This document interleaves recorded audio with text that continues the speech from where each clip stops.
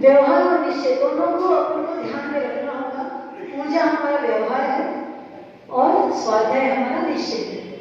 निश्चय को ध्येय बना करके स्व को पाना। स्वाध्याय का मतलब यहाँ ग्रंथ पढ़ने से हम चल रहा है। अभी आपका जो जितना भी व्याख्यान सुना वो स्वाध्याय ग्रंथ पढ़ने से है। और स्वाध्याय में जो आपने अर्थ निकाला वो स्व अध्याय है, आत्मा का अध्ययन, ये आपने निश्चय निकाला। तो हमें लक्ष्य तो यही बनाना है कि हमें निज को पाना है और निज स्व का अध्ययन करना है, वो है स्वाध्याय। तो उस स्वाध्याय को पाने के लिए हमें पूज्य की आराधना करनी होगी, जिन्होंने स्व का अध्ययन कर चुके, जो स्व को पूर्णता प्राप्त कर चुके, उनका हमें अध्ययन करने के लिए उन पूज्य की आराधना करनी होगी, उन पूज्य का उपासना करनी होगी और पूज्य के स्वरूप को समझना होगा। और पूज्य के स्वरूप को समझने के लिए पहले हमारे भीतर भक्ति उत्पन्न हो, उनके प्रति श्रद्धा उत्पन्न हो, हमें उनके गुणों के प्रति अनुराग हो, तब जाकर के हम उस लक्ष्य को अडिगता से वहां पर रह सकेंगे कि हमें भी इस पूज्य पद को प्राप्त करना है। तो उस निश्चय का निर्णय होने पर हम व्यवहार के साथ कदम ताल मिलाते हुए चलेंगे। जब तक हम व्यवहार से नहीं चलेंगे तो हम रोटी भी खाते हैं तो पहले रोटी बनती है, सिकती है, उसके बाद मुंह में डालते हैं, चबाते हैं, उसका रस भीतर जाता है। ऐसे ही हमें पहले भक्ति के रूप में जाना होगा। और भक्ति जब पूज्य की पूजा करेंगे तो पूजा करते हुए हमें उस पूज्य के गुणों का स्मरण रखना होगा। हमें उस लक्ष्य से भटकना नहीं है। पूजा में भी स्वाध्याय गर्भित है,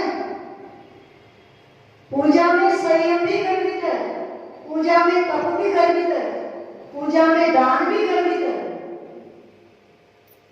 क्योंकि हम श्रावक हैं। और श्रावक को प्रथम पूजा दान पूजा मोक्षम, दान और पूजा मुख्य कहा है गुरुकुल आचार्य भगवान रैणसार जी ने। तो हमें अपनी भावी पीढ़ी को जिन पूजा का महत्व बताना और स्वाध्याय का भी महत्व बताना। लेकिन आज जो विडंबना हो रही है, मैं कई संगोष्ठी में गई, ये भी एक संगोष्ठी है, लेकिन ये विद्वानों की नहीं, हम सामान्य लोगों की। हम अपने आप को विद्वान कहें, अच्छी बात है, लेकिन हम एक समाज के कर्णधार है। मैं समझती हूँ यहाँ पर जितने भी बैठे हो समाज के कर्णधार है। जो समाज में कुरीति आ रही है, जो बुराई आ रही है, उसके प्रति मैं आपका ध्यान आकर्षित करना चाहूंगी कि हम पूजा कर रहे हैं। पूजा करते हुए हम जो प्राचीन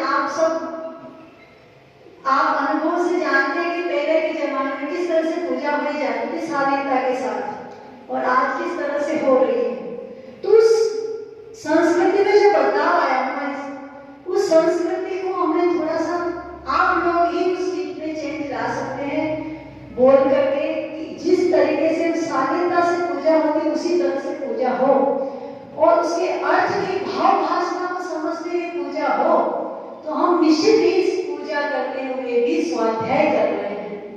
और जो पूजा लिखी गई है उन पूजाओं में तो इतनी गहराई छिपी हुई है, इतना मर्म छुपा हुआ है कि आपको पूर्ण सप्त तत्वों का ज्ञान हो जाएगा। इस संसार की सृष्टि 6 द्रव्यों से बनी हुई है, उन 6 द्रव्यों का ज्ञान हो जाएगा। आप समझ रहे हैं मेरी बात? समय कम है इसलिए मैं कम बोलूंगी, लेकिन मैं बस इतना कहना चाह रही हूँ कि जिन पूजा हम करते हैं उस पूजा की गहराई तक हम जाने, हम सिर्फ पढ़ करके नहीं जाने। पूजा में स्वाध्याय भरा है, मर्म छिपा हुआ है, जो हमें ग्रंथों के पढ़ने से मिलेगा। पूजा जितना आवश्यक है उतना ही स्वाध्याय भी आवश्यक है। एक व्यवहार है और एक निश्चय है, और निश्चय तक जाने के लिए व्यवहार मार्ग से ही हमें चलना होगा, तभी हम सीढ़ी चढ़ करके छत तक जा सकते हैं। तो हमें अपना ध्येय, हमें पथ भूलना नहीं है। हम श्रावक हैं, जिन पूजा से स्व का अध्ययन करना है और जिन पूजा में स्वाध्याय है। लेकिन ऐसा नहीं कि पूजा में ही बने रहे, स्वाध्याय न करे। हमारे आचार्य, एक दूसरी बात, आचार्य प्रणीत ग्रंथ पंडितों के लिखित ग्रंथों का अध्ययन नहीं करना, ये हमें पथ भ्रष्ट कर देंगे।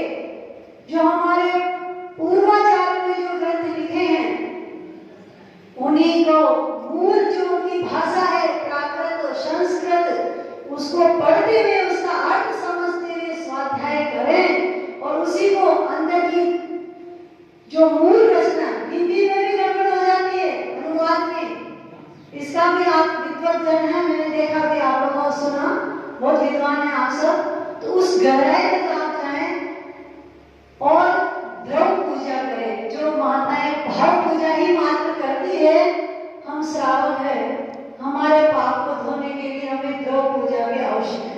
इसलिए द्रव सहित भाव सहित द्रव पूजा करनी है और जिनवाणी का सार को हमें समझना है।